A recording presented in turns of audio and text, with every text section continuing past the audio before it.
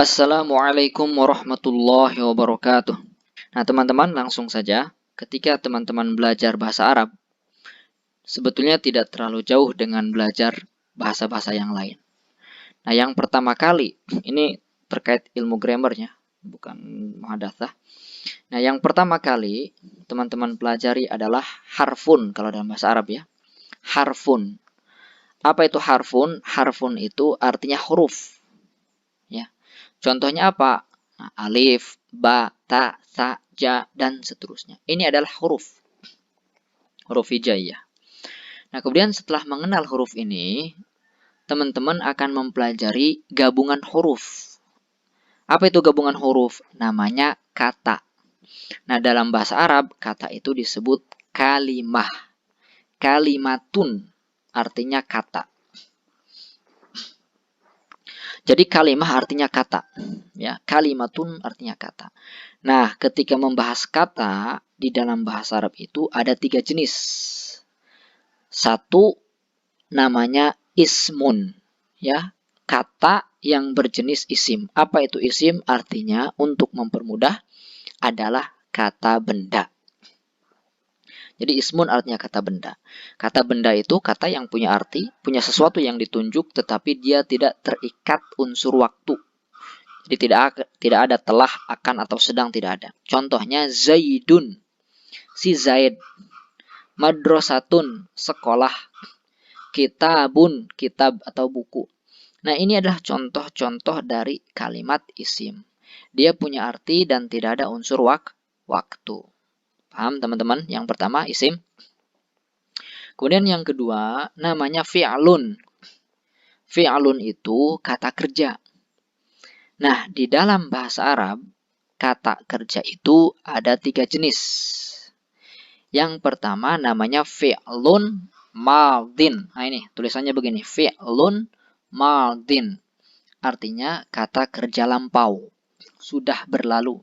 Contohnya zahaba, dia telah pergi. Jadi waktunya telah lampau. Zahaba, dia telah pergi. Namanya apa? Fi'lun madin.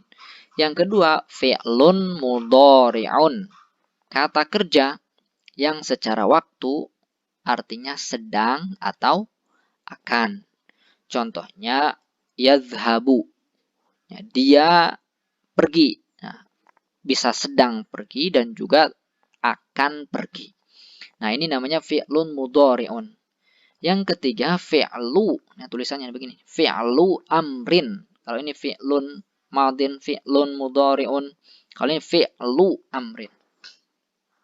Fi'il amr itu artinya kata perintah. Secara waktu dia berarti akan. Ya, contohnya idhab, pergilah. Sedang pergi atau enggak dia waktu itu? Enggak. Makanya diperintah idhab, pergilah. Nah, secara timing, secara waktu dia yang akan. Nah, kalau lalu, lampau, itu fi'il madhi namanya. Entah itu lalunya sehari, 2 hari, 1 menit, 2 menit, bahkan 1 detik. Dalam bahasa Arab itu tetap disebut fi'ilun madhin. Beda ya kalau nggak salah dalam bahasa Inggris. Bahasa Inggris kadang kalau lalunya berapa, 1 minggu, 1 tahun, 1 detik, kadang beda-beda. Begitu nggak sih?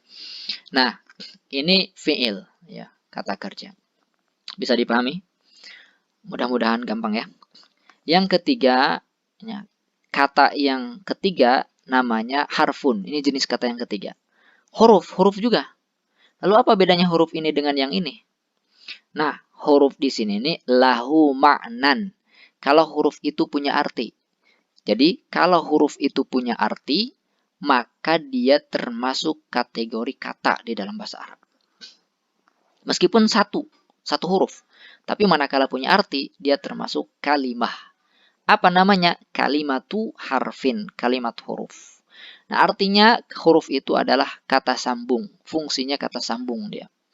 Apa itu kata sambung? Kata sambung itu untuk menyambungkan atau agar susunan pembicaraan itu, susunan kalimat itu menjadi nyambung. Dalam bahasa Indonesia juga sama, ada kata sambung. Contoh, saya pergi ke pasar. Mana kata sambungnya? Ke, ya kan? Nah, coba hilangkan ke-nya, nyambung nggak tuh? Saya pergi pasar, nggak nyambung. Makanya harus ada kata sambung. Nah, itu namanya huruf.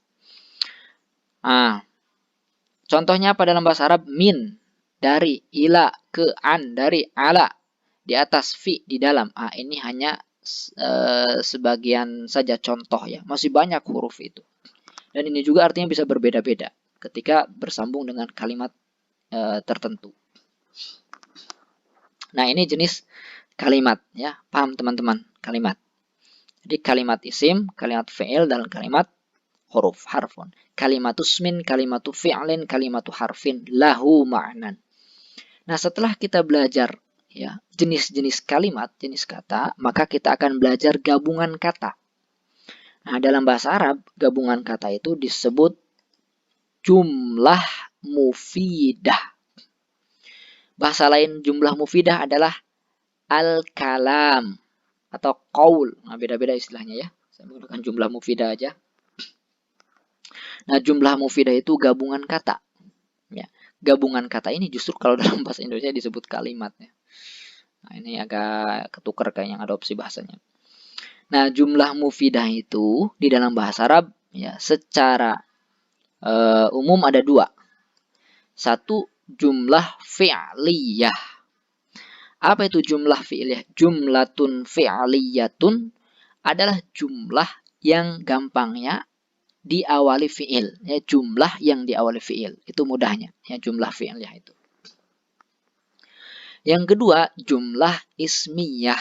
Yaitu jumlah yang diawali oleh kalimat isim. Ya, jumlatun ismiyatun.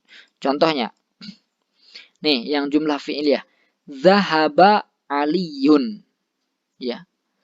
Nah, kalau dalam bahasa Arab, nah ini disebutkan dulu kata kerjanya. Zahaba, telah pergi. Aliyun, si Ali. Ali pergi.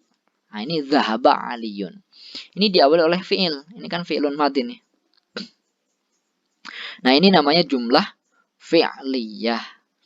Atau yadhhabu zaidun menggunakan fi'il mudhari', sama saja jumlah fi'liyah juga. Yadhhabu zaidun. Pergi si Zaid. Nah, contoh jumlah ismiyah yaitu jumlah yang diawali isim.